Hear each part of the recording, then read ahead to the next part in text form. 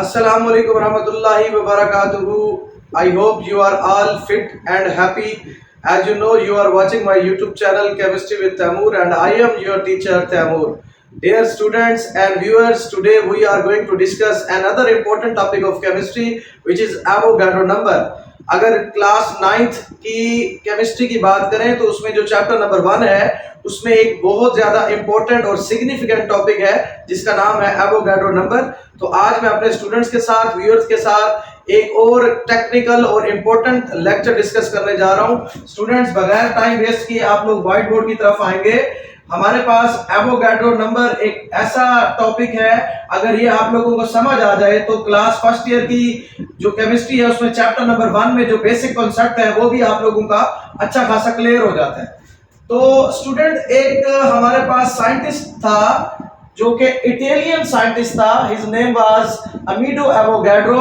उसका ये दिया गया कॉन्सेप्ट है, उसने कहा कि हमारे पास the collection of 6.02 multiply by 10 raise to power 23 particles को हम लोग क्या कहते होते हैं, एवोगाड्रो नंबर कहते हैं। उसके कॉन्सेप्ट के मुताबिक, उसकी जो राय थी, ओपिनियन थी, उसके मुताबिक एवोगाड्रो की डेफिनेशन क्या है जी?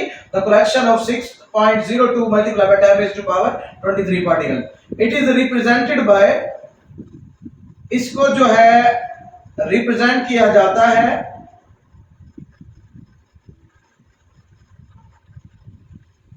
इस साइन से। आपने एन भी कैपिटल लिखना है, एन का मतलब यहां पर नंबर है, और ए भी कैपिटल फॉर्म में लिखना है, लेकिन राइट बॉटम साइड पर ए को लिखना है आपने।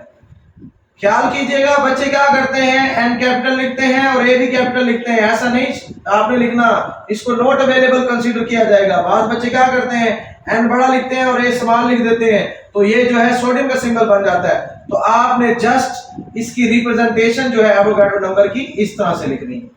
अगर बोर्ड में आप लोग अच्छे नंबर लेना चाहते हैं और आप चाहते हैं कि आपका जो लेक्चर है बड़ा नॉलेजफुल होना चाहिए, काफी जो है आपको यहां से फायदा हो, तो आपने एवोगाड्रो नंबर को इस तरह से रिप्रेजेंट करना है। अब डियर स्टूडेंट्स, हमारे पास जो कलेक्शन है, कलेक्शन का मतलब क्या है? देखिए, मेरे पास इस टाइम भी काफी सारी केमिस्ट्री की बुक्स का कलेक्शन मौजूद है। बहुत सारे स्टूडेंट्स जो है गेमिंग पसंद करते हैं, तो उनके पास जो है मुख्तलिफ सीडीज मौजूद होती हैं, मुख्तलिफ जो है कार्ड मौजूद होते हैं गेम के। इसी तरह से बाज स्टूडेंट्स के पास जो है कलेक्शन होते हैं, उनकी मेमोरेबल जो इवेंट्स होते हैं लाइफ के, उसके उन्होंने कलेक्शन रखे होते हैं, मुख्तलिफ ट्रिप्स के, मुख्तलिफ जो टूर वो करते हैं फॉरेन कंट्रीज का या किसी हिली एरियाज का, तो वहां पर वो क्या करते हैं, उसका कलेक्शन अपने पास मौजूद रखते हैं। तो हमारे पास जो collection 6.02 multiply by 10 raise to power 23 particle, ये किसको डिफाइन कर रहा है? एवोगाड्रो को डिफाइन कर रहा है। एवोगाड्रो में ये स्पेलिंग है जी, AVOGADRO अपॉस्ट्रोफी S लगाएंगे। अब बच्चों, हमारे पास सबसे पहले हमने इसकी ये डेफिनेशन लिख ली, उसके अलावा आप ये भी लिख सकते हैं, the number of particle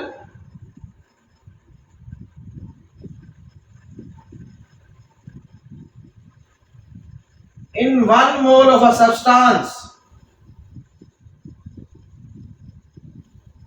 the number of particle in 1 mole of a substance।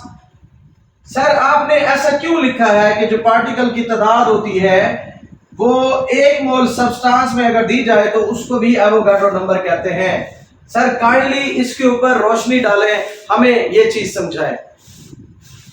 Dear viewers and students, एक बात याद रखिए, एवोगाड्रो नंबर और मोल का बड़ा ही क्लोज रिलेशन है। एवोगाड्रो नंबर और मोल का बड़ा ही क्लोज रिलेशन है आपस में। In fact, we know that in chemistry we deal with various substances, and in chemistry we have already studied about substance, and there are 3 types of substance। अगर इसी class 9 की बात कर लें तो हमने जो है सब्सटेंस को डिस्कस किया, उसकी हमारे पास 3 टाइप्स थी।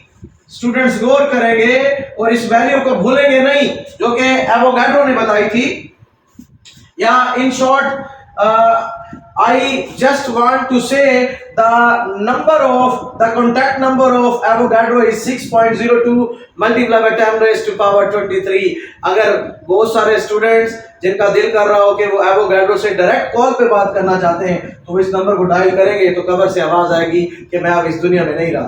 बेटो मैं जस्ट ये आपसे मजाक में बात कर रहा हूँ। आपने क्या करना है कि आपने इस वैल्यू को अपने दिमाग में बिठाना है ताकि इन फ्यूचर जो है आपके ये वैल्यू बड़ी काम आएगी। तो इस नंबर की जो वैल्यू थी वो ये है।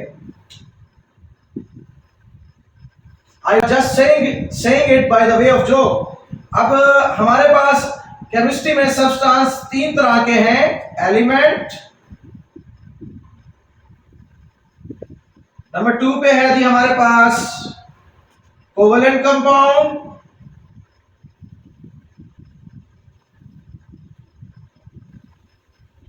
नंबर 3 पे हमारे पास आयनिक कंपाउंड।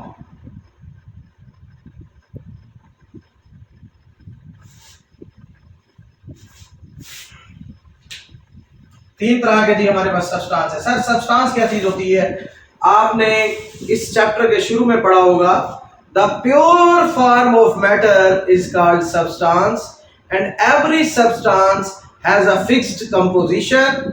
जैसे कि वाटर जो है हमारे पास सब्सटेंस है, सोडियम क्लोराइड NaCl हमारे पास सब्सटेंस है और उसका एक स्पेसिफिक केमिकल फार्मूला होता है, बच्चों को पता है। तो सब्सटेंस हमारे पास तीन तरह के एलिमेंट है, कोवेलेंट कंपाउंड है और आयनिक कंपाउंड है। और जैसा कि मैंने अभी आप लोगों को कहा कि केमिस्ट्री में जब हम केमिस्ट्री की बात कर रहे हो और सब्सटेंस की बात ना हो तो ये इम्पॉसिबल है। In chemistry we always deal with substances. तो जो हमारे पास सब्सटेंस हैं वो किन किन चीजों से मिलकर बने होते हैं? Element is made up of same type of atoms, जबकि कोवेलेंट कंपाउंड को मॉलिक्यूलर कंपाउंड भी कहते हैं। और ये किससे मिलकर बना होता है बच्चों? ये मॉलिक्यूल से मिलकर बना होता है। मॉलिक्यूल, अगर इसकी कंपोजिशन को देखें तो कोवेलेंट कंपाउंड किससे मिलकर बना होता है? मॉलिक्यूल से मिलकर बना होता है। जबकि हमारे पास आयनिक कंपाउंड किससे मिलकर बना होता है जी? फार्मूला यूनिट से मिलकर बना होता है। फार्मूला यूनिट्स, ये चीज आपने अपने दिमाग में रखनी है लाजमी। तो ये हमारे पास क्या हो गए जी? पार्टिकल हो गए। एलिमेंट का पार्टिकल एटम्स, कोवेलेंट कंपाउंड के पार्टिकल मॉलिक्यूल्स, आयनिक कंपाउंड के पार्टिकल्स क्या हैं? Formula units. हमने एवोगैड्रो नंबर में कहा the collection of 6.02 multiply by 10 raise to power 23 particles, इसको हमने एवोगैड्रो नंबर कहा है। सो मैं ये कहना चाहूंगा पार्टिकल्स में बी एटम्स, पार्टिकल जो है हमारे पास वो एटम भी हो सकते हैं, पार्टिकल्स में बी मॉलिक्यूल्स एंड पार्टिकल में बी फार्मूला यूनिट्स। याद रखिएगा सब्सटेंस हमारे पास तीन तरह के हैं, तो उनके अंदर जो पार्टिकल्स होंगे, एलिमेंट जो है एटम से मिलकर बना हुआ होता है, कोवेलेंट कंपाउंड मॉलिक्यूल से और आयनिक कंपाउंड बच्चों फार्मूला यूनिट से मिलकर बना होता है। तो इसीलिए मैंने आपको लिख दिया पार्टिकल एटम भी हो सकते हैं, मॉलिक्यूल्स भी हो सकते हैं, फार्मूला यूनिट भी हो सकते हैं। अब स्टूडेंट्स ये कहते हैं कि सर आपने या हमने जो चैप्टर 1 में एलिमेंट को डिस्कस किया था, एलिमेंट की जो मॉडर्न डेफिनेशन थी वो लिखा हुआ था कि element is made up of same type of atoms. लेकिन बच्चों वहां पर कहीं भी इसकी लिमिटेशन नहीं है, कहीं पर फिक्सेशन नहीं है। ये नहीं लिखा हुआ कि फला एलिमेंट कितने एटम से मिलकर बना हुआ है। ये हमारे लिए क्वेश्चन मार्क है। अब हमारे पास लेट्स सपोज एक गिलास पानी का है, उसमें आप लोगों को पता नहीं है कि उसमें कितने मॉलिक्यूल्स हैं। ये भी हमारे पास एक किस्म का क्वेश्चन मार्क है। आयनिक कंपाउंड एक प्लेट है, उस प्लेट में थोड़ा सा नमक पड़ा हुआ है, तो स्टूडेंट्स को पता नहीं है कि उसमें कितने फार्मूला यूनिट्स हैं, तो वो भी हमारे पास क्या है बच्चों? क्वेश्चन मार्क है। हमने इस रिडल को, इस क्वेश्चंस को जो है आज सॉल्व करना है बाय दिस कॉन्सेप्ट। देखें, the counting of these particle is not possible for the chemist. जो कीमियादान होते हैं उनके लिए इन पार्टिकल्स को काउंट करना बहुत मुश्किल, बल्कि ये कह लें नामुमकिन होता है without knowing the concept of Avogadro number. देखिए मैं कहता हूं कि this single dot contain millions of atoms. ये जो मैंने एक डॉट डाला है इसमें कई हजार कई मिलियन एटम मौजूद है। तो हमारे पास जो एलिमेंट है उसमें एटम्स कितने होंगे, कोवेलेंट कंपाउंड है उसमें मॉलिक्यूल्स कितने होंगे, आयनिक कंपाउंड है उसमें फार्मूला यूनिट्स कितने होंगे। तो बच्चों हम इस चीज को डिस्कस करना चाहते हैं, इस चीज को समझना चाहते हैं। तो आपकी डेली लाइफ से ये 3 एग्जाम्पल जो है मैं आप लोगों के साथ शेयर करना चाहूंगा। हमारे पास एक तरफ जी कार्बन है, आपको पता है एलिमेंट को रिप्रेजेंट किया जाता है सिंबल से, और दूसरी तरफ हमारे पास एक गिलास पानी का है। बाय डायग्राम समझाना चाहूंगा। इसमें हमने पानी भरा हुआ है जी,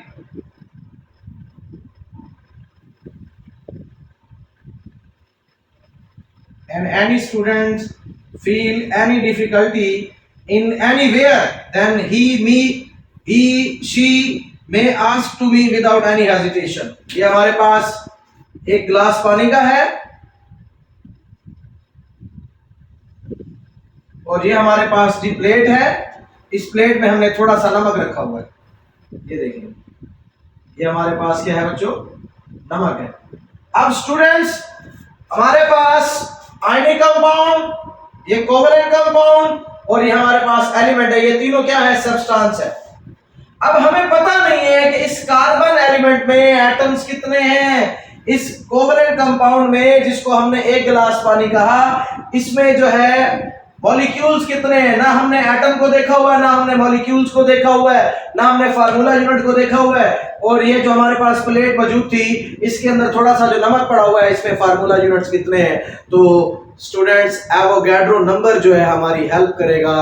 Avogadro number, the concept of Avogadro number facilitated the counting of particle contained in the given mass of a substance।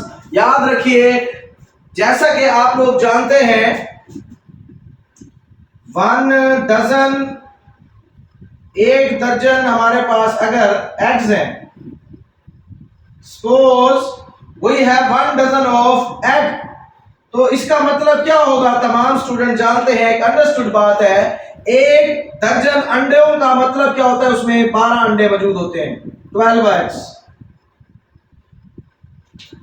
इसी तरह similarly 1 week is equal to 7 days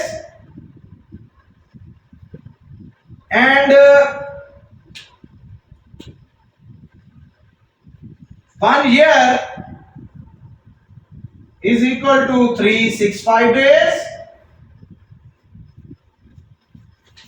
और हमारे पास जो 1 मोल होता है, मैंने जैसा कि अभी कहा कि एवोगाड्रो नंबर का और मोल का आपस में बड़ा गहरा रिलेशनशिप है, जो कि हम आगे जाके डिस्कस करने वाले हैं। 1 मोल बराबर होता है 6.02 multiply by 10 raise to power 23 particles.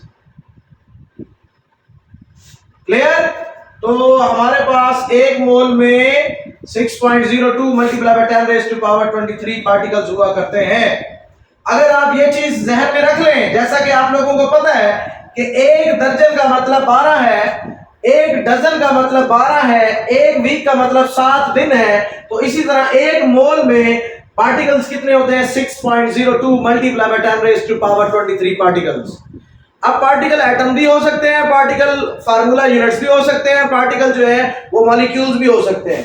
तो स्टूडेंट्स अगर हम लेट्स सपोज, जैसा कि आप जानते हैं केमिस्ट्री में सपोज किया जाता है, तो हम सपोज कर लेते हैं।